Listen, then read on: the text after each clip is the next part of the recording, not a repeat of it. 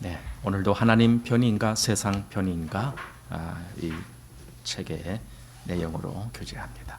오늘은 제 6장입니다. 6장 제목이 하나님의 뜻에 따라 사는 사람들이 광신도인가라고 하는 제목입니다. 이런 제목이 나오려면은 뭔가 이런 분위기가 있었다라는 의미도 됩니다.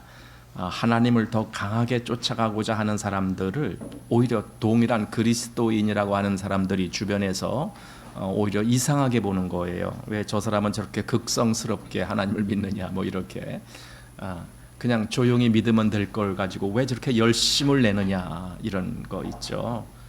예를 들어 어떤 사람이 오늘 날씨도 좋은데 우리 저기 산에 한번 놀러 가지 않을래? 그랬더니 그 사람이 아니야, 나 오늘은 안 돼. 오늘은 주일이야. 내가 교회 가야 돼. 딱 그러면은 이런 날 하루 좀 빠지면 어때? 뭐 이렇게 하면서 하는 사람들이 있죠. 오히려 하나님을 적극적으로 믿으려고 하는 사람들을 주변에서는 이상하게 여기 말한 대로 광신도 아니야, 뭐 이렇게 취급하려고 하는 사람들이 있습니다. 그래서 요 아래 조그만 글씨로 되어 있는 글씨인데, 하나님의 뜻에 따라 전진하려는 모든 시도를 광신이라고 여기며 거부하는 사람들이 있다.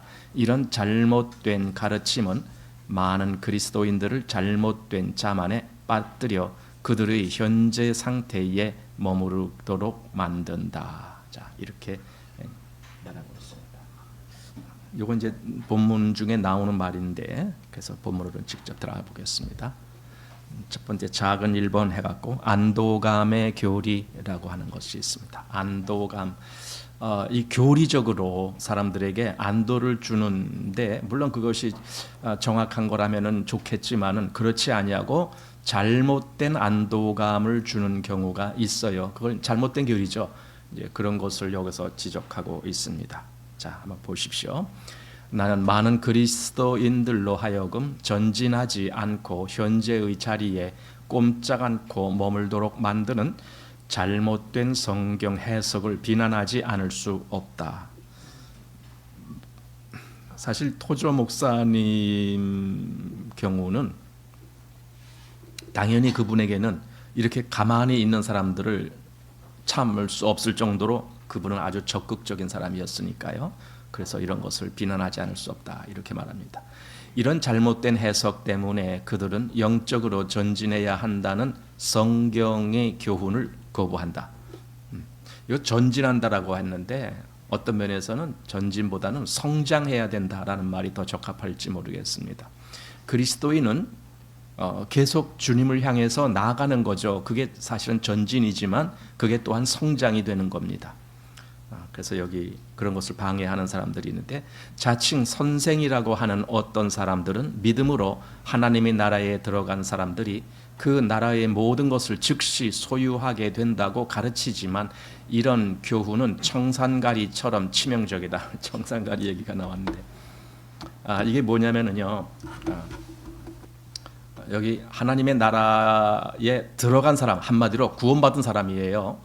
이 땅에서 하나님 나라는 구원받은 사람이 있는 곳이 바로 하나님 나라인데, 거기에 들어간 사람이 그 나라의 모든 것을 즉시 소유하게 된다고 가르친다. 바로 이게 잘못된 거라는 거죠. 즉시 소유할 수가 없어요. 말하자면은 우리가 처음에 거듭나면은요, 어린 아이와 같은 위치잖아요. 어린 아이와 같이. 그래서 베드로전서에 보면은 너희는 어린아이와 같이 순전하고 신령한 저주를 사모하라, 이런 말씀이 있는 것처럼, 즉 너희가 마땅히 먹어야 될 것을 먹고 그리고 성장해야 될 것을 성장해야 된다, 이제 그 모습이거든요. 그런데 잘못 가르치는 사람들은 즉시 너는 모든 걸 다 소유했어, 이렇게 가르치는 거예요. 너희가 구원받은 즉시 너는 모든 걸 다 소유했으니까 이제 안심해도 돼, 이 얘기만 하는 겁니다. 근데 그것이 옳지 않습니다. 이제 시작한 것뿐입니다. 그래서 그리스도 안에서 영적인 양식을 자꾸 먹고 영적인 성장을 자꾸 해야 되는 거죠. 자, 영적 진보의 가능성을 말살하는 이런 교훈은 많은 사람들로 하여금 현재의 상태에 그대로 머물도록 만드는데, 나는 이것을 안도감의 교리라고 부르고 싶다. 안도감의 교리라고 이제 이름을 일부러 만든 거예요. 왜 그렇게 했느냐? 사람들로 하여금 안도감을 주는 것, 그것을 목적으로 그렇게 만들었기 때문에 안도감의 교리라고 그렇게 지금 말하고 있는 겁니다. 그러나 우리는 알아요. 뭐냐면 믿음에도 분량이 있다라는 걸 알아요. 믿음이 항상 모든 사람에게 똑같은 것이 아니라 어떤 사람에게는 더 강한 믿음이 있고 어떤 사람에게는 더 나약한 믿음이 있다는 것도 알고, 어떤 사람은 그리스도 안에서 더 많은 것을 누리고 살아가는 사람도 있고 어떤 사람들은 거의 누리지 못하는 사람도 있다. 이런 걸 우리가 알아요.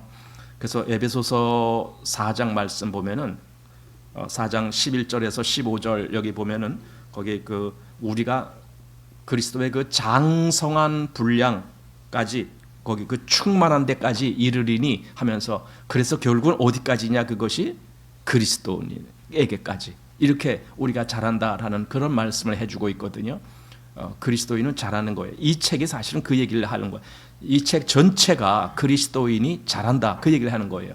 그런데 반대로 오히려 처음에 구원받고 처음에 누렸던 그 기쁨이 나중에 시간이 지날수록 점점 더 축소되고 왜소되지고, 그래서 이게 그리스도인이 성장한 것이 아니라 그리스도인이 점점 더 쪼그라든다, 이제 이런 반론을 얘기하면서 그렇게 잘못되는 경우도 있다. 그렇지만은 정상적인 그리스도인이라면은 성장한다, 지금 그 얘기입니다. 잘해야 그게 옳은 것이다 라는 말씀이죠. 그래서 이걸 잘못된 교리, 안도감의 교리라고 부르고 싶다, 이렇게 말했습니다. 자, 그리스도인들이 주님을 알게 되자마자 그 상태에서 주저앉는 이유는 무엇인가? 나는 이것을 사람들이 신약의 진리를 잘못 배우고 누군가에게 잘못된 조언을 받았기 때문이라고 생각한다.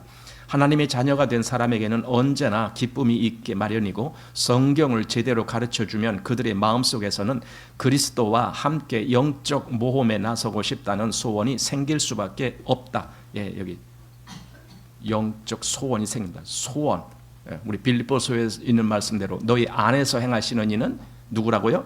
하나님이시니 자기 기쁘신 뜻을 위하여 우리로 뭘 소원을 두고 행하게 하신다, 이런 말씀이 있거든요. 소원. 그게 정상인 거예요.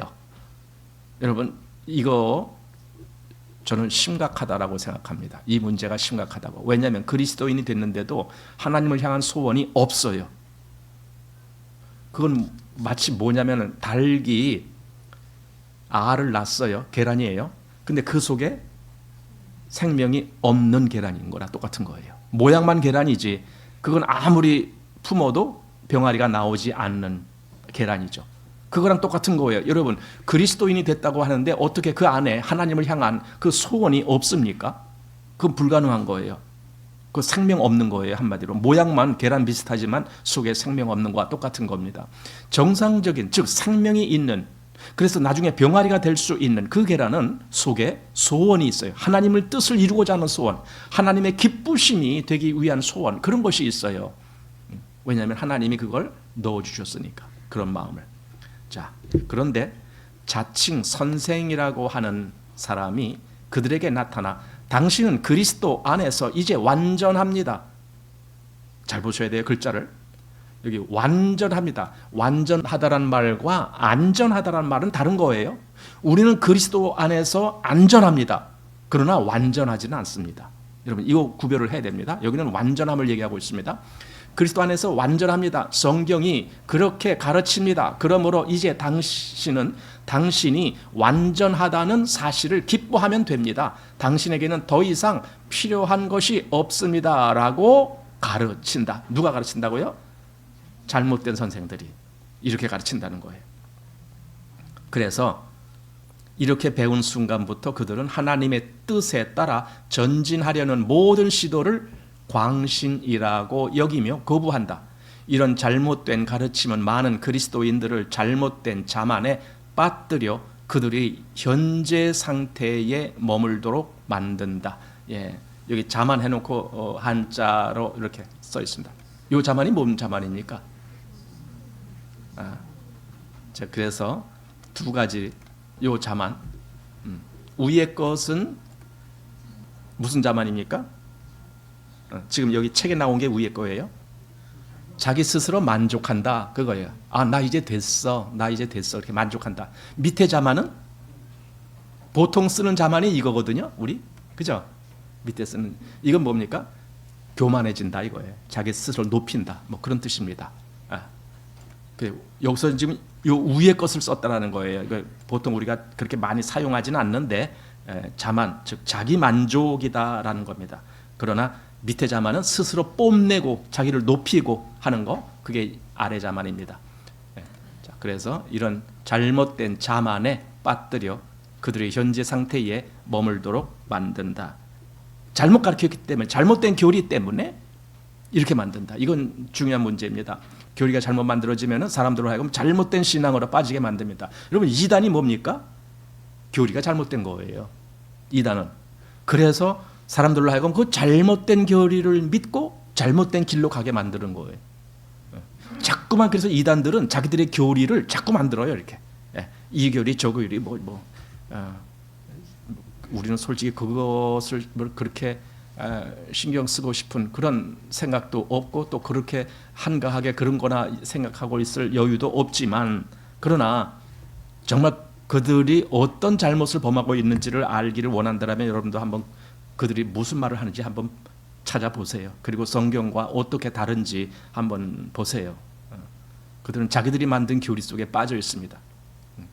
자기들이 만든 교리, 모든 이단들의 특징은 그들만의 특별한 교리를 만들어요. 그리고 그들만의 교주가 있어요. 그 교리를 만든 사람, 장본인, 교주. 그러니까 성경이 아니고 그 교리를 만든 장본인이 있습니다.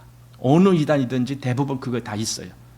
어떤 사람은 자기가 뭐 계시를 받아갖고 썼다라느니 별별 걸 다 누가 성령이 자기한테만 특별히 깨우침을 줬다느니 이런 사람도 있고, 그건 보통이고, 심지어는 자기가 바로 성령이다, 자기가 보혜사다, 자기가 재림 예수다, 이런 얘기하는 사람들이 천지죠. 그럼 왜 그렇게, 아니 본인이 그걸 알 거 아닙니까? 자기는 자기가 아무것도 아니고 그냥 한낱 죽을 수밖에 없는 사람이다라는 걸 알면서도 왜 자기를 내가 재림 예수야 그런 얘기를 왜 할까요? 그 왜 하는 줄 아세요? 사람들이 자기를 그렇게 추정해 주는 게 너무 좋은 거예요. 야, 저 사람 최고다 해주니까 내가 진짜 높아지고 싶은 거예요. 그 최고다라고 할 때 아니야, 나는 너희와 똑같은 사람이야, 이렇게 말을 해야 되는데도 불구하고 당신이 최고입니다 하니까 그래, 내가 바로 성령이야, 내가 바로 보혜사야, 막 이러고 이제 떠드는 거예요. 그리고 심지어는 그래서 나 안 죽어, 이런 얘기까지 하는 거예요. 안 죽어. 사실 저 신천지의 이만희 총재도 그랬어요. 자기가 안 죽는다고. 그래서 사람들이 그렇게 가르쳤어요. 그 밑에 있는 사람들은 우리 이만희 총재님은 안 죽으십니다, 이렇게 얘기합니다. 근데 요즘 와서는 나이가 이제 많아지고, 그분도 거의 90 다 됐습니까? 어땠습니까? 그래, 나이 많아지고 또 가끔 아파서 병원 가서 수술도 받아야 되고 막 이런 일이 있으니까 슬슬 교리를 또 바꿔요. 교리를 바꿔요. 자, 이제 작은 2번 보겠습니다. 표대를 향해 전진하라. 여러분, 우리에게는 표대가 있어야 됩니다. 그리고 그 표대를 향해서 가야 됩니다. 이게 그리스도인의 실제적인 움직임이 나타나야 된다는 뜻입니다. 그냥 제자리 가만히 있는 거 아닙니다. 그리스도인은 표대를 향해서 나갑니다. 그래서 표대를 향해 전진하라 이렇게 말했습니다. 그리고 여기서 이제 제일 먼저 사도 바울의 경우를 듭니다. 자, 그러나 사도 바울은 잘못 가르치지 않았다. 빌립보서 3장에 기록된 그의 교훈을 읽어보면 우리는 놀라움으로 말을 잇지 못한다. 앞으로 계속 전진하여 그리스도인의 놀라운 경지에 이르려고 하는 그의 간절한 소원은 우리를 부끄럽게 만든다. 그러니까 사도 바울, 우리가 알기로 사도 바울 같이 그렇게 신령하고 그리스도를 잘 아는 그런 사도였는데도 그 사도 바울이 계속 더 앞으로 나가기를 원했다라는 거예요. 계속. 그렇다면 우리야말로 우리는 더더욱 그런 마음을 가져야 되겠죠. 바울은 그리스도를 얻기를 간절히 소원했지만 사실 그에게는 이미 그리스도가 있었다. 그리스도를 얻고 또 그 안에서 발견되려 함이니 이런 말씀을 하셨죠. 자, 여기 보겠습니다. 빌립보서 여기 그랬습니다. 3장 8절에 그랬죠. 또한 모든 것을 해로 여기면 내 주 그리스도 예수를 아는 지식이 가장 고상함을 인함이라. 내가 그를 위하여 모든 것을 잃어버리고 배설물로 여김은 하고 끝에 뭐래? 그리스도를 얻고, 그리고 9절에 그 안에서 발견되려 함이니. 바로 이 두 이제 구절입니다. 왜 사도 바울이, 그럼 사도 바울은 아직도 그리스도를 모르고 있단 말인가? 얻지 못했단 말인가? 그게 아니죠. 그리스도 안에 그 어떤 분량이 있는데 난 그걸 더 얻고 싶다. 지금 그 말이에요. 그리스도를 난 더 충만히 그렇게 누리고 싶다. 그 말입니다. 그리고 나도 이제는 나의 그 개인이 아니고 난 오직 그리스도 안에서 그렇게 있는 존재로 발견되지기를 원한다. 지금 그렇게 말씀하고 있는 겁니다. 예. 자, 그래서 여기 그 안에는 이미 그리스도가 있었다. 그리고 그는 자기가 그리스도 안에서 발견되기를 원한다고 분명히 밝혔지만 사실 그는 이미 그리스도 안에 있었다. 이거죠. 근데 계속 더 그걸 추구했던 거예요. 아니, 하나님을 아는 사람이 하나님을 추구 안 합니까? 하나님을 아는 사람이 더 하나님을 알기를 원하죠. 여기 구원받으신 여러분이 하나님을 더 알고 싶어 하지 않습니까? 더 알고 싶죠. 그래서 더 성경도 보게 되고 더 말씀을 사모하게 되고 그렇게 하는 거 아닙니까? 그러니까 정말 구원받은 사람, 정말 하나님의 사람은 하나님을 더 알고 싶어지는 거예요. 그래서 자꾸 그쪽으로 마음을 쓰는 거예요. 더 알고 싶기 때문에. 누가 읽지 말라 그래도 나는 성경을 읽어보고 싶게 되는 거예요. 북한에서 뭐 그런 사람이 있다 그러잖아요. 뭐 지하교회 같은데 지금 북한에는 지하교회가 다 없어졌다라고도 얘기하던데 어떤 사람이 성경을 못 읽게 하잖아요. 아예 성경 갖고 있지도 못하게 하잖아요. 그러니까 성경을 감추어두고 몰래 이불 속에서 성경을 읽어보고 뭐 그랬다는 얘기도 그전에 들렸습니다. 근데 요즘에는 아마 그런 것도 없습니다. 중국도 마찬가지고. 자, 그리스도인이 그리스도 안에 있다는 교리를 신약 성경에서 가장 많이 이야기한 사람이 바로 바울이지만 그는 그리스도를 알기를 원한다는 자신의 강렬한 소망을 겸손히 밝혔다. 그러니까 그렇게 그리스도를 잘 알고 있는 사람이면서도 그 자신이 지금 또 계속 그리스도를 알기를 원한다라는 그런 소망이 있다라고 그걸 밝혔다는 거예요. 아는데 더 알고 싶어지는 거예요.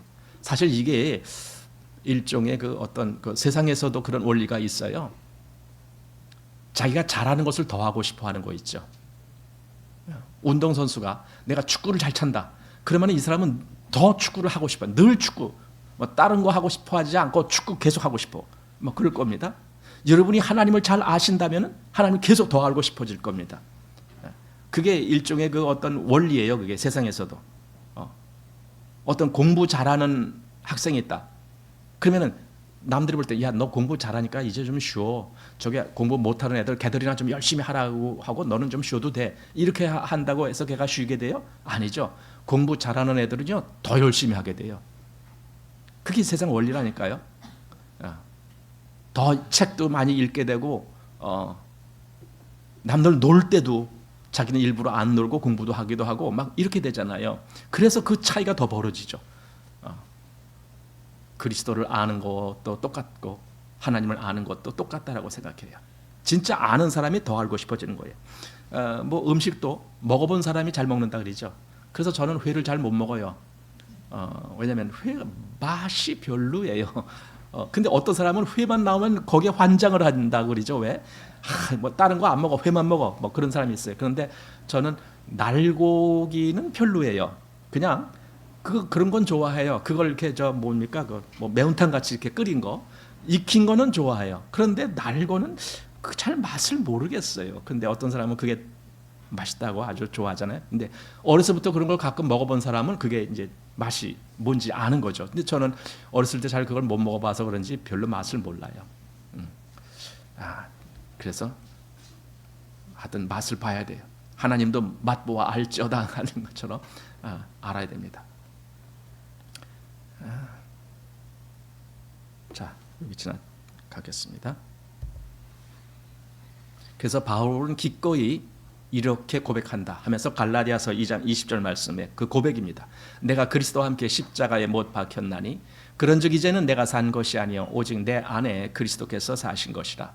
이제 내가 육체 가운데 사는 것은 나를 사랑하사 나를 위하여 자기 몸을 버리신 하나님의 아들을 믿는 믿음 안에서 사는 것이라. 이 고백을 한번 가만히 우리에게도 한번 생각해 보자고요. 내 안에서 그리스도가 사신 것이야 하면서 정말 그 믿음으로 계속 살기를 추구했던 사도 바울의 마음, 그 믿음, 그걸 우리가 한번 생각해 보는 겁니다. 자, 그런데 그는 자신의 상태에 그대로 머물러 있을 수 없었기 때문에 내가 그리스도 예수께 잡힌 바 된 그것을 잡으려고 쫓아가노라라고 말한다. 그러니까 앞에서는 분명히 자기는 이미 죽었고 그리스도가 내 안에 사신다라고 그렇게 말을 했지만 그는 다시 또 그리스도 예수께 잡힌 바 된 그것을 잡으려고 쫓아간다. 그러니까 계속 그 길을 간다는 거야. 계속 더 추구한다. 지금 그 얘기입니다. 자, 이런 바울의 태도는 정통 교리를 믿는 현대의 그리스도인들의 태도와 얼마나 다른가? 성경 구절을 알기만 하면 체험은 거저 따라온다고 믿는 감동 없는 확신과 얼마나 다른가? 그러니까 성경 구절만 알면 그게 이미 자기한테서 이루어진다라고 생각하는 것은 큰 오해입니다. 물론 성경 구절 아는 것이 중요합니다. 그런데 그게 알았다라고 해서 그게 내 실제적인 생활이 되질 않습니다. 생활이 되는 것은요, 믿음이 있어야 됩니다. 그 말씀을 믿는 믿음이 있어야 됩니다. 아는 것으로가 아니고 그 말씀을 믿는 믿음이 있어야 됩니다. 그리고 나를 움직이게 하는 그 어떤 동기가 나타나야 합니다. 그걸 여기는 감동이라고 얘기했습니다. 여기 감동. 감동은요, 어떤 사람으로 하여금 뭔가 이렇게 반응을 하게 만드는 것이기 때문에 나로 하여금 그 말씀을 따라 믿음으로 살게 하려면은 내게 그 말씀이 감동이 되어야 됩니다. 한마디로 우리가 말씀을 읽을 때에 아, 정말 그렇구나 하고 내 마음이 뭔가 거기에 공감이 이루어집니다.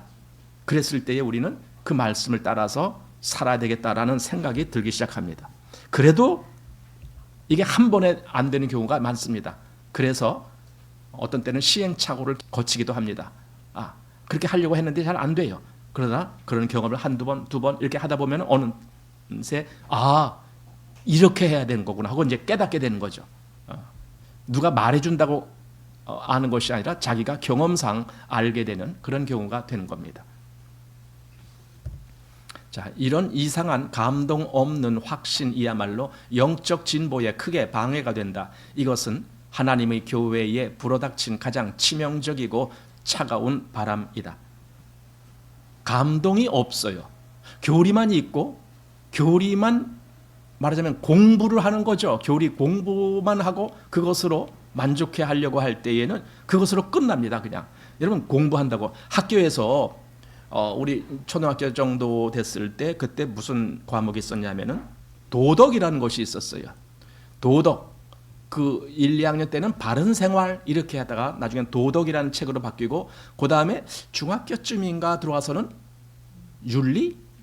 윤리책이 있었죠. 뭐 그런 것이 있습니다. 그걸 다 배웁니다. 계속 배워요. 그냥 어떻게 사는 것이 옳은가 그걸 배운 거예요. 그게 도덕이고 윤리고 다 그렇습니다. 그런데 정말 그거 배웠다라고 그렇게 삽니까 사람들이? 전혀 무관하잖아요.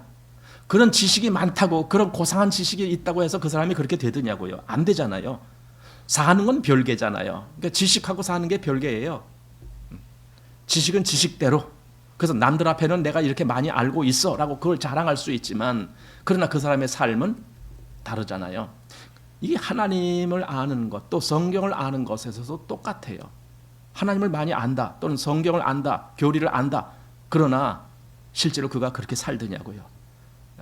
사실 믿음에는요 말이 필요 없어요.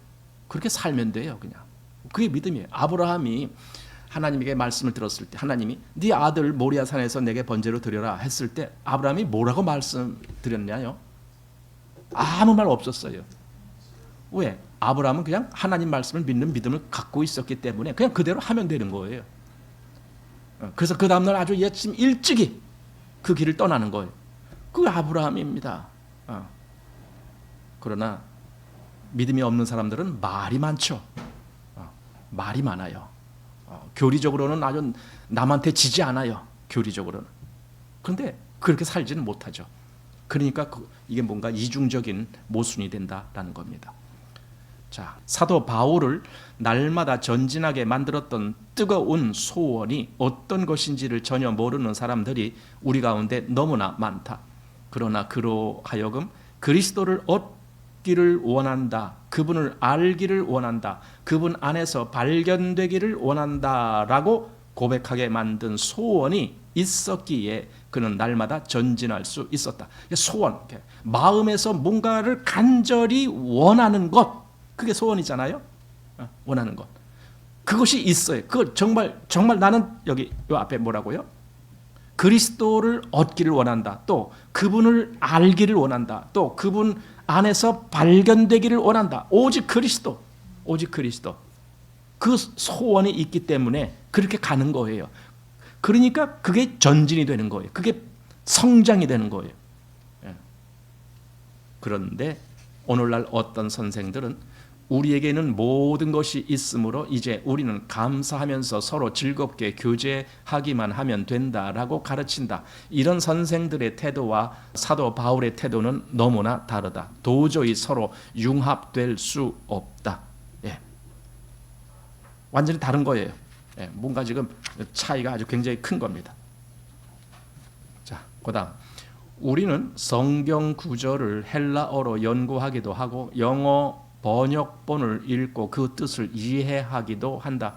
그러면서 이렇게 하면 더 이상 할 것이 무엇이냐라고 말한다. 이게 뭐냐면요, 우리가 지금 이렇게 잘하고 있는데 더 부족한 게 뭐냐, 지금 그 뜻이에요.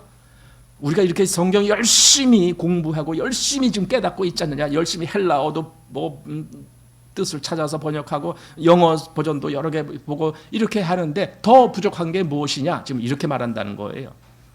자, 성경 구절의 의미를 알면 더 이상 할 것이 없다고 생각한다. 지금 그렇게 말합니다.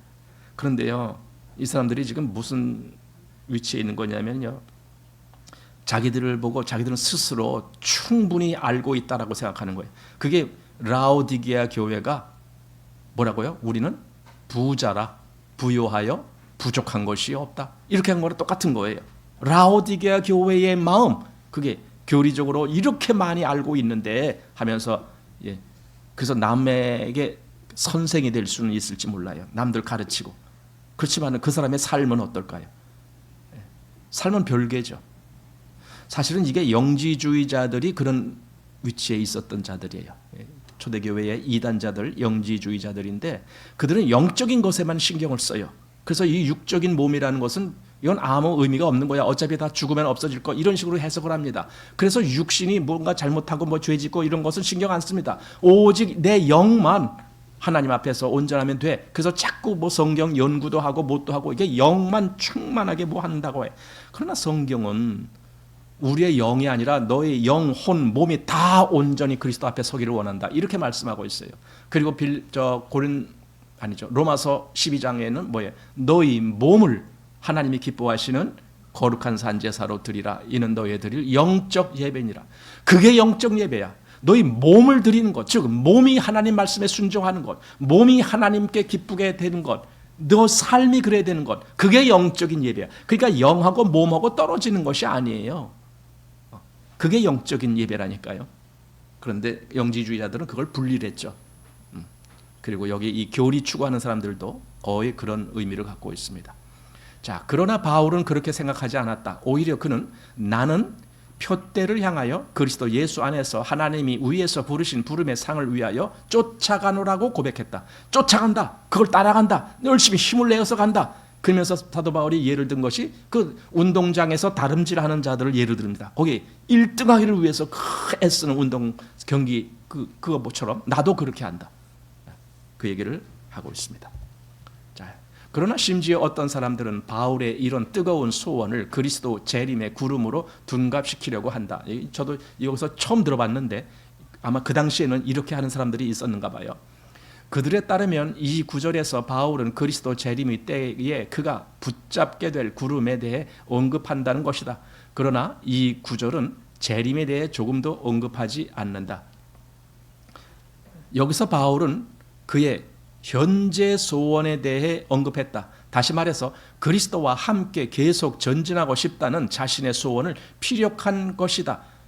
그는 그리스도 예수께 잡힌 바 된 그것을 잡으려고 쫓아갔을 뿐이다. 그러니까 여기 뭐 구름을 잡는다 이런 말을 한 것은 아마 그 당시에 그런 교리 중에 사도 바울이 여기서 뭔가 뭐 여기 위에서 부르신 부름의 상을 위하여 쫓아간다라고 말했을 때는 여기 부름의 상을 위하여 쫓아가노라, 이것이 마치 그리스도 재림할 때 그 구름이라도 붙잡고 싶은 그런 심정을 그때 말했는 것 같다. 아마 그렇게 해석한 사람들이 있었는가 봐요. 그런데 실상은 그게 아니다. 지금 현재 사도 바울은 그리스도를 향해 달려가는 그 마음을 표현했던 것이다 라고 그렇게 말합니다. 자, 이제 작은 세 번 보십시다. 만성적인 질병. 그리스도인이 됐는데 질병을 앓고 있다. 어떻겠습니까? 생각해 봅시다. 왜 오늘날의 그리스도인들은 영적 소원과 능력에 관한 성경의 분명한 권면의 말씀에 의도적으로 귀를 막는가? 사실 그런 것 같아요. 그런 거 있죠. 왜? 사람은 듣고 싶은 소리만 듣는다. 이런 말 있죠. 그리고 보고 싶은 것만 본다. 그러니까 듣고 싶은 것, 내가 듣기 싫은 것은 아무리 그것이 옳은 말이라도 내가 듣기 싫으면 안 들어. 그리고 내가 듣고 싶은 것은 이것이 거짓된 말이라도 나는 그걸 들어. 이게 사람의 속성이라고 누가 얘기를 하더라고요. 그래서 성경적인 이런 신앙적인 내용에 있어서 그게 더 적용되는 것 같아요. 사람들이 자기한테 좋게 들리는 소리만 들으려고 그러지 자기를 뭔가 지적하거나 또는 책망하거나 꾸짖거나 이런 얘기는 아예 안 들으려고 그러는 거예요. 권면의 말씀, 성경의 분명한 권면의 말씀에 의도적으로 귀를 막는다. 안 듣는다는 소리입니다. 몇 가지 이유들 중 하나는 그들이 진리의 말씀을 들었지만 그것에 순종하기를 원치 않기 때문이다. 그래서 안 듣는 겁니다. 순종하기를 원치 않으니까 한마디로 싫어요.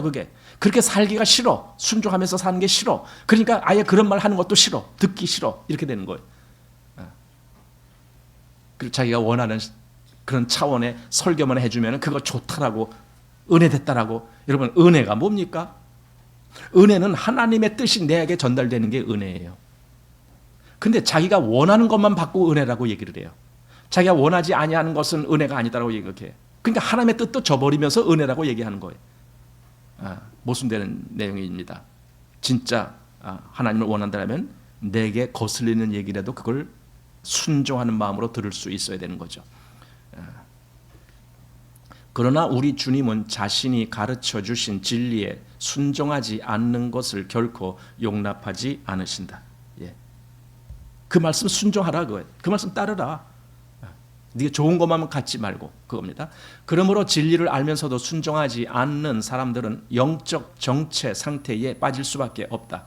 그들이 주님을 위해 어떤 일을 해야 하는데 그것을 하지 않는다면, 죄를 고백해야 하는데 그렇게 하지 않는다면, 바로 잡아야 할 것이 있는데 그렇게 하지 않는다면, 또 순종해야 하는데 불순종한다면 그들은 전진을 멈추고 주저앉아 있는 것이 된다. 바로 그런 거. 이렇게 하지 않는다면, 그걸 아는데 그걸 다 알고 있어요. 근데 그렇게 하지 않는 거예요. 그게 우리에게 심각한 문제 아닙니까? 그것은 그냥 전진을 할 수가 없고 제자리에 주저앉아 있는 것과 똑같다. 차축이 부러진 자동차처럼 완전히 주저앉아 있다. 차축이 부러졌으면요, 그 몸체가 땅바닥에 닿아 있어요. 그러니 바퀴가 아무리 돌아간다 해도 그게 갈 수가 있습니까? 차가 움직이는 것은 몸체가 땅에서부터 떠 있기 때문에, 바퀴만 땅에 닿아 있기 때문에 바퀴가 굴러가면 나가는 건데, 차체가 부러져서 그 몸체가 탁 하고 땅바닥에 주저앉아 있는데 어떻게 떠나갑니까? 이게 순종하기 싫어하면 그거예요. 그래서 현재 상태에 머무르는 겁니다.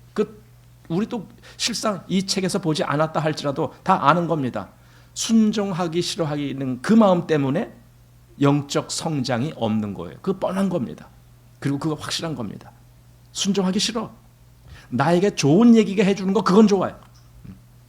그래서 사람들이 그래. 믿기만 해. 믿으면 다 너에게 이루어진 거야. 이렇게 믿기만 해. 믿으면 다 하나님이 너에게 주실 거야. 이렇게 믿기만 해. 근데 그 사람이 말한 믿음은 성경에서 말하는 믿음하고 다른 거예요. 성경의 믿음은요, 진짜 그렇게 하는 걸 믿음이라고 얘기를 해요. 진짜 그렇게 하는 거. 그게 진짜 믿는 거죠. 진짜 비 올 줄 알았으면 진짜 우산을 갖고 오는 거.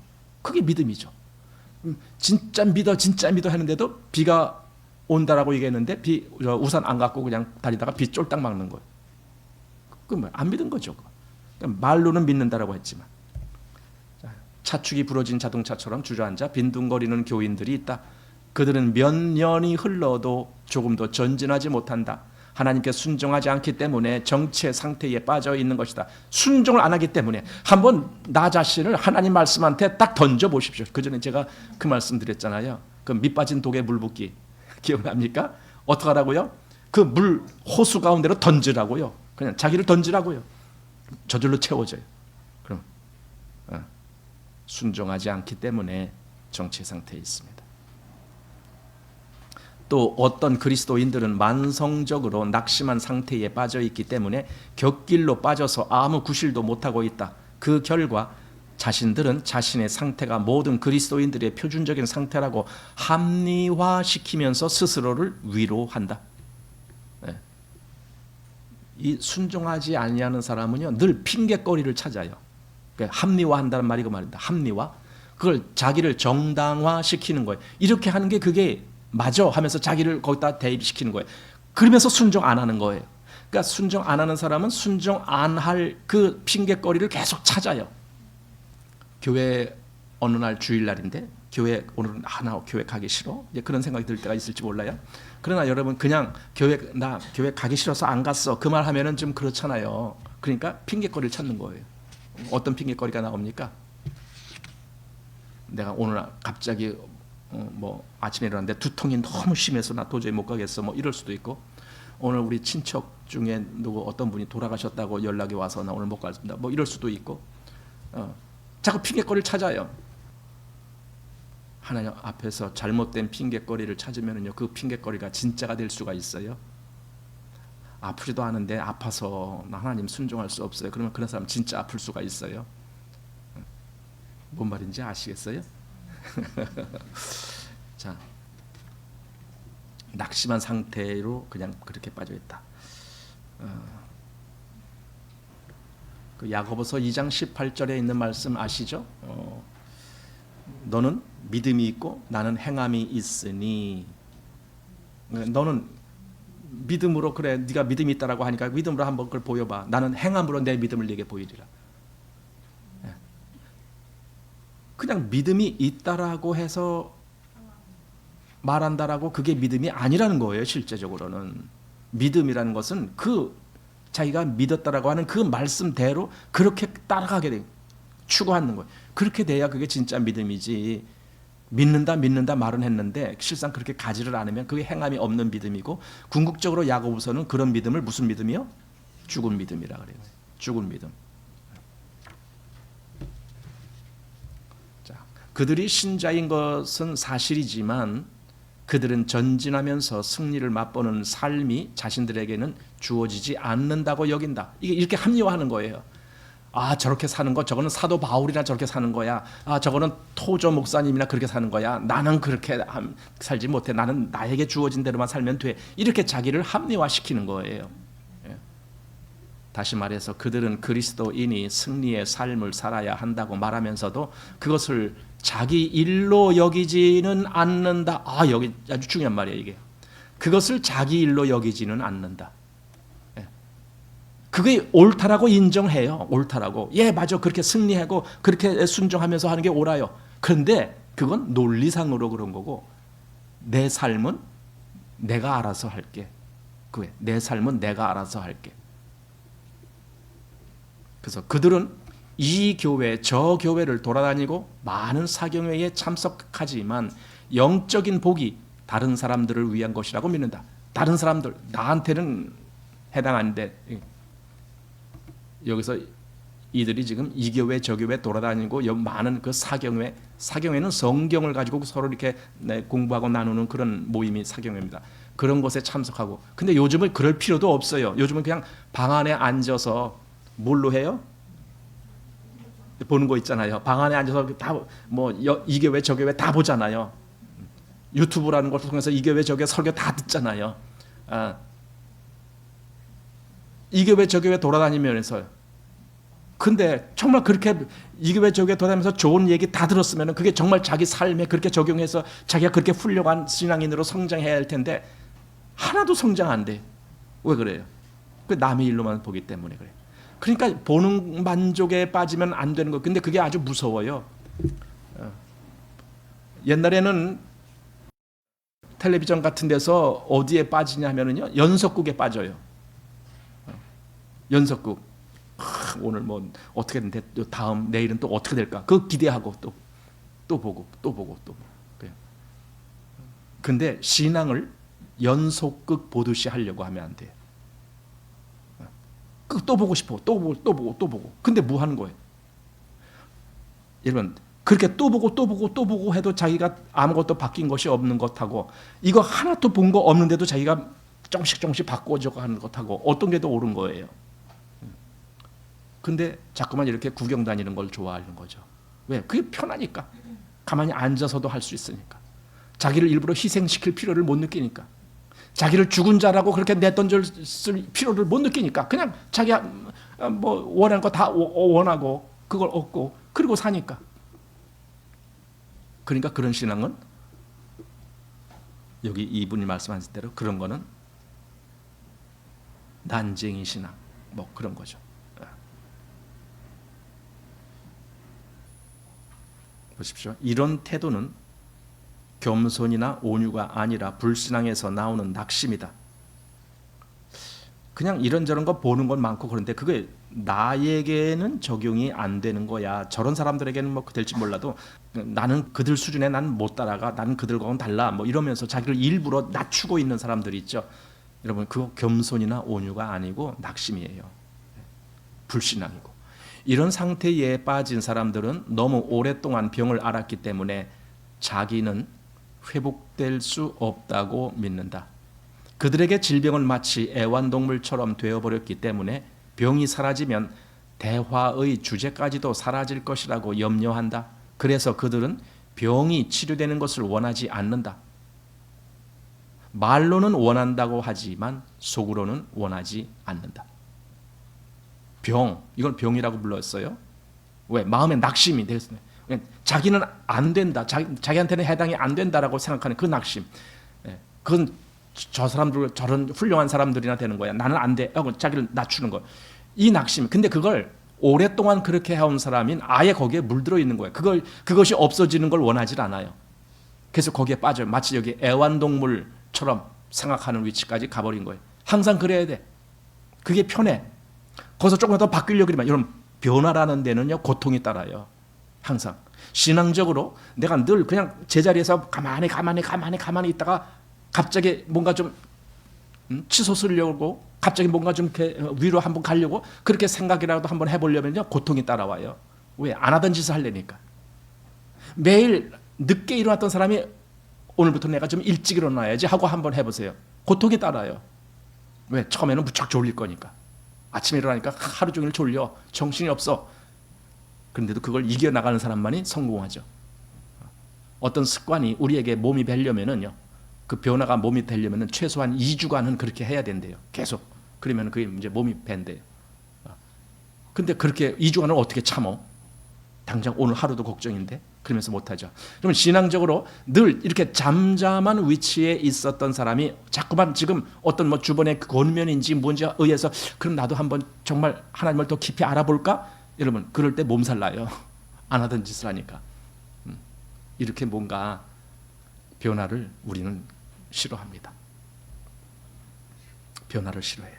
있었던 것 그대로 계속 원하기, 그것이 지속되기를 원하게 됩니다. 자, 예루살렘에 있는 양문 곁에 베데스다라 하는 못이 있다.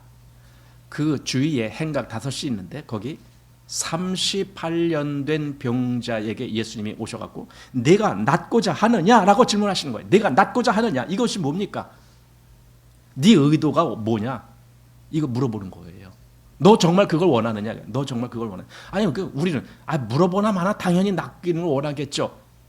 그러나 예수님은 일부러 물어보시는 거예요. 네 말을 한번 해봐라. 네가 낫고자 하느냐? 네가 이렇게 늘 난쟁이 신앙 같은 그 위치에 있었는데 너도 좀 위로 올라가고 싶으냐? 그건 네가 말해봐라. 그 뜻이에요. 너도 정말 여기 이 훌륭한 신앙인들처럼 그렇게 너도 한번 하나님을 정말 진짜로 그렇게 힘있게 믿어볼 마음이 있느냐? 또 대답해봐라. 지금 그 질문이에요. 그러니까 너도 낫고자 하느냐?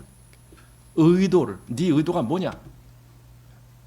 주님은 이 사람을 치료하여 걷게 하셨는데 그렇게 하신 것은 치료받기를 원하는 그의 의지가 분명했기 때문이다. 그 마음이 있었다는 거예요. 얘 낫고자 합니다. 얘 낫고자 합니다. 그런데 만일 그가 오늘날 많은 그리스도인들과 같은 태도를 보였다면 주님은 그를 그냥 지나치셨을 것이다. 다시 말해서 그가 만성적으로 낙심한 상태에 빠져 있는 것을 보셨다면 그를 고쳐주지 않으셨을 것이다. 그러니까 결론은 뭡니까? 오늘날 신앙이 정체되어 있는 사람은요, 그 정체에서 벗어나고자 하는 의지가 없다라는 뜻이 됩니다. 그냥 그 정체로 만족하는 거예요. 내가 이대로 좋습니다. 마치 잠언에 나오는 그 술 취한 사람이 그냥 배 위에 누워서 그냥 이대로가 좋습니다라고 떠드는 것과 똑같은 그 상태에 있으면 변화가 없어요. 바뀔 수가 없어요. 네가 낫고자 하느냐, 이 질문을 우리에게 스스로 해봐야 돼요.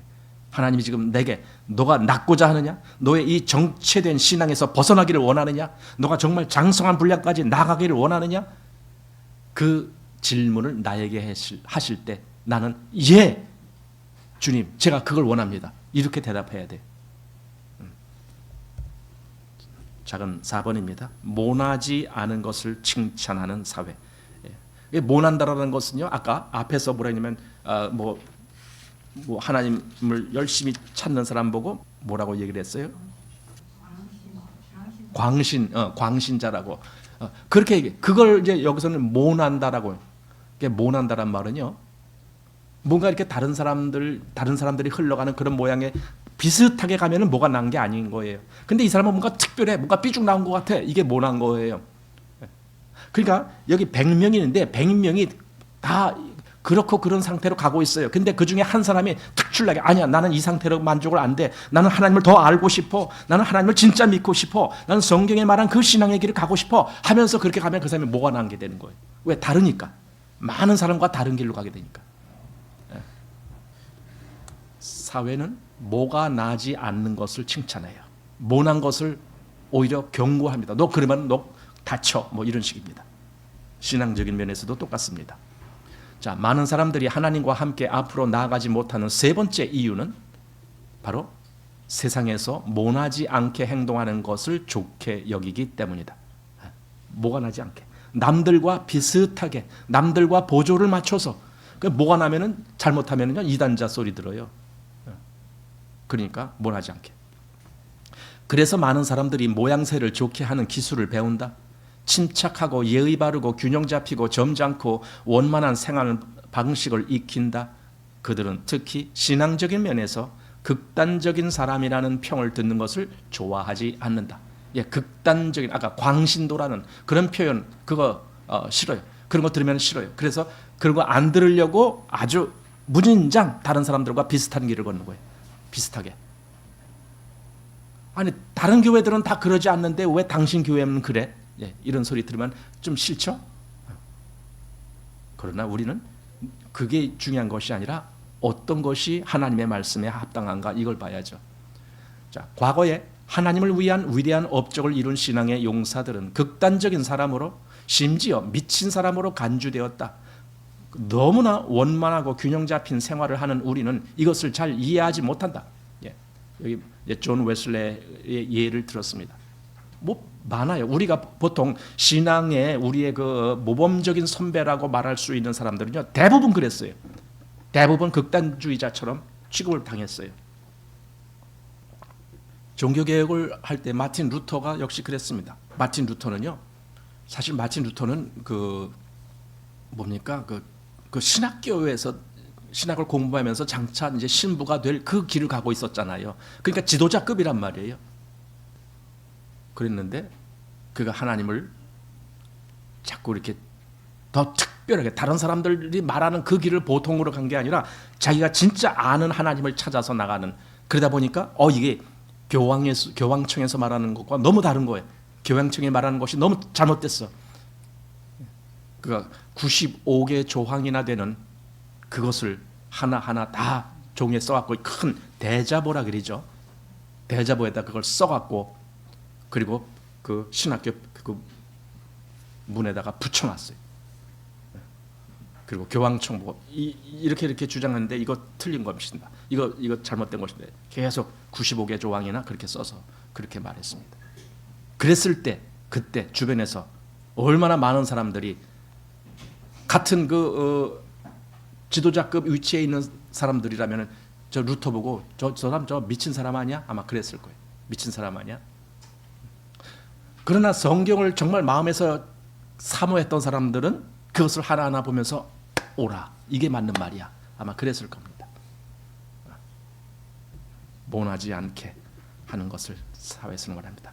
자, 우리는 옥스퍼드 대학에서 학문을 배우고 감리교를 세운 존 웨슬리의 경건을 칭찬하지만 그가 불같은 열정으로 일했기 때문에 사람들이 그에게 계란과 돌을 던졌다는 사실을 잊고 있다. 그가 외출할 때 깨끗한 옷을 입고 나갔지만 집에 돌아와서는 옷을 수선해야 할 정도였다고 한다. 그에게 균형 잡히고 원만하고 점잖은 행동보다 더 중요한 것은 사람들에게 그들을 구원하고 지켜주시는 그리스도의 능력을 알리겠다는 강한 열망이었다. 그게 더 중요했다. 그러니까 남들이 나를 점잖다라고 평가해 주는 그것이 좋은 것이 아니라 저 사람들을 구원하고 저 사람들을 올바르게 신앙생활을 할 수 있도록 하는 것, 그게 더 중요했다라는 말이죠. 다른 사람들과 다르게 사는 것을 두려워하지 않았던 웨슬리 형제 같은 위대한 신앙인들에 대해 하나님께 감사하자. 비록 소수지만 이런 사람들이 언제나 우리 곁에 있다는 것에 대해 그분께 감사하자. 성경은 이런 사람들을 훌륭한 신앙인으로 규정한다. 누가 규정하는 거라고요? 성경이. 성경이. 제가 가끔 그 말씀 드리는데 성경에서 아브라함 이야기할 때에 아브라함이 그 100세나 되어 낳은 아들을 그 다음에 그 아이가 한 열 몇 살 됐을 때에 그를 모리아 산에 가서 번제로 드리라라고 했을 때에 그때 아브라함이 그렇게 하잖아요. 실제로 모리아 산까지 가갖고 거기서 이삭을 결박해갖고 그 나무 쌓아놓은 위에다 올려놓고 이제 잡으려고 했잖아요. 그러면은 이게 보세요. 그냥 일반적인 이성의 눈으로 볼 때에 아브라함은 돌아버린 거예요. 저 노망 든 거고 저 아브라함 미쳤나 보다 이렇게 되는 거예요. 그렇지 않겠어요? 100살에 낳은 그 얼마나 귀한 외아들인데 그를 저렇게 잡아서 죽이느냐 이거예요. 그러니까 이건 저 아브라함은 미친놈이야 이런 소리 들을 뻔했는데 성경은 그때의 그 아브라함의 그 신앙을 아주 높이 평가해 주고 있어요. 우리는 어느 쪽을 원하는가? 그냥 사람들에게 미친 소리 안 듣는 걸 원하는가? 아니면은 여기 성경은 이런 사람을 훌륭한 신앙인으로 규정한다. 바로 여기에 우리가 해당되기를 원하는가? 어느 쪽인가? 계시록 3장 4절은 이런 사람들에 대해 그들은 흰옷을 입고 나와 함께 다니리니 그들은 합당한 자인 연고라 이렇게 말했습니다. 이런 사람들, 뭔가 특별한 사람들을 두고 한 말이다라고 여기서 이제 그렇게 표현한 것 같지만 사실은 그 계시록 3장에 있는 그 말씀은 특별한 사람들이 아니라 그게 그냥 올바른 신앙인이다. 지금 그 뜻이에요. 올바른 신앙인. 다만 많은 사람들의 마음이 차가워지고 신앙이 퇴보할 때에도 언제나 다른 사람들과 차별성을 보이는 하나님의 사람들이 일부 있었다는 것은 분명하다. 그들은 사랑과 열정과 찬양이 다른 사람보다 특출했기 때문에 그들이 흰옷을 입고 주님과 동행할 것이라는 데에는 이론의 여지가 없다. 여기 이론이라는 말이 나왔습니다. 이론. 이 말도 보통 우리가 이론이라고 쓰는 그 말과는 좀 다른 말입니다. 일반적으로 우리가 쓰는 이론은 요 위에 요 이론을 씁니다. 뭐 이론적인, 뭐 논리적인 할 때 요 위에 이론을 씁니다. 근데 여기 책에는 이 아래 것을 나왔습니다. 이 아래 이론이란 말이 뭡니까? 다른. 요 위에는 이치에 맞는. 근데 이것은 다르다라는 겁니다. 그러니까 여기 이론의 여지가 없다. 다른 말을 할 필요가 없다. 지금 그 말입니다. 정말 하나님 앞에 그렇게 나아가는 사람들은 당연히 하나님께 합당한 신앙생활을 하는 사람들이다. 우리는 계시록에서 그 사람들이 보좌 앞에 있다는 걸 보았습니다. 하나님의 보좌 앞에 그리고 어린 양 앞에서 그 사람들이 그 흰옷 입은 사람들이 거기서 찬양을 하는 걸 보게 되는데 그들이 아주 특출난 사람이기에 거기 갔느냐? 아니에요. 특출난 게 아니고 그게 정상적인 신앙인이기, 정상적인 그리스도인이기 때문에 거기 간 거예요. 정상적인 사람이 그렇다는 거예요. 그리고 정말 믿음을 쫓아간 사람이 그런 사람이라는 거지. 굳이 그 사람들이 특별났다는. 그러니까 세상에서는 그런 사람들이 특출난 사람으로 보여요. 그러나 하나님 편에서 볼 때는 그 사람들이 정상이에요, 그냥. 특출난 게 아니에요. 우리는 그렇게 되기를 원하는 거예요. 하나님 보시기에 정상적인 그리스도인. 어쩌면 세상에서는 그것 때문에 따돌림 받을 수도 있고, 아까 모난 사람이다라는 평을 들을 수도 있고, 또 뭐 무슨 평가를 듣고 뭐 이렇게 전부 안 좋은 평가는 다 우리가 얻을 수 있지만, 그러나 우리는 그런 평가가 아니라 하나님이 평가해 주시는 그 평가를 원합니다. 그래, 너는 올바른 신앙을 가졌다. 이 평가를 원하는 거예요. 하나님이 우리를 그렇게 평가하신다면, 그러면 나는 만족하는 거예요. 다른 거 필요 없어요. 사람들이 우리를 인정해 주는 거 필요 없어요. 하나님이 우리를 인정해 주시면 그것으로 만족하는 거예요. 바로 그것이 지금 여기 이 책에서 말씀하는, 바로 그런 신앙인으로 가라. 그냥 제자리에서 잠자코 뭐 주저앉아 있는 그런 신앙인으로 만족하지 말고 정말 하나님 앞에 나가라, 그 뜻입니다. 세상에서는 그게 모난 사람이다라는 평가를 들을 수 있지만, 또는 정신병자라는, 광신도라는 그런 평가를 들을 수도 있지만, 그러나 정상적인 그리스도인이라면 하나님께 그렇게 나아가라. 의지를 가지고, 아까 네가 낫기를 원하느냐 했을 때 그 사람이 무슨 대답했어요? 예, 나 낫고 싶습니다. 그랬을 거 아닙니까? 나 낫고 싶습니다. 근데 그때는 물론 그렇게 말하지 않고 다른 말로 했죠. 나를 못에 넣어줄 사람이 없나이다, 이렇게 다른 말로 했지만, 결국은 그 마음속에 얼마나 낫기를 원하는지가, 그게 아니 38년 동안이나 그 연못 옆에 앉아 있었다는 거예요. 그게 그 마음을 표현해 주는 거 아닙니까? 거기 왜 앉아 있어요? 나으려고 앉아 있는 거잖아요. 물이 동할 때에 먼저 들어간 사람이 낫는다라는 그런 얘기가 있으니까 나도 낫고 싶어 하고 그거 기다리고 있는 거 아닙니까? 그러니 사실은 물어보라 마나예요. 예수님이 네가 낫기를 원하느냐? 당연하죠. 여러분, 우리는 신앙에 있어서 이렇게 안진뱅이 위치에서 거기서 탈피해갖고 정말 위로 올라가기를 원하는가? 그럴 때 우리는 예, 당연합니다. 나는 더 위에 있는 신앙을 원합니다. 나는 정말 주님이 말씀하시는 그 위치로, 그 성장한 분량까지도 자라기를 원합니다. 이 대답을 하는 거죠. 그 원함이 없으면, 그런 의지가 없으면 주님은 그 사람을 거들떠보지도 않고 그냥 지나가신다. 그 의지가 있는 것을 확인하고 그를 그렇게 하게 만드신다. 이것이 여기서 말씀한 내용입니다. 오늘 작은 4장까지 해서 마치겠습니다.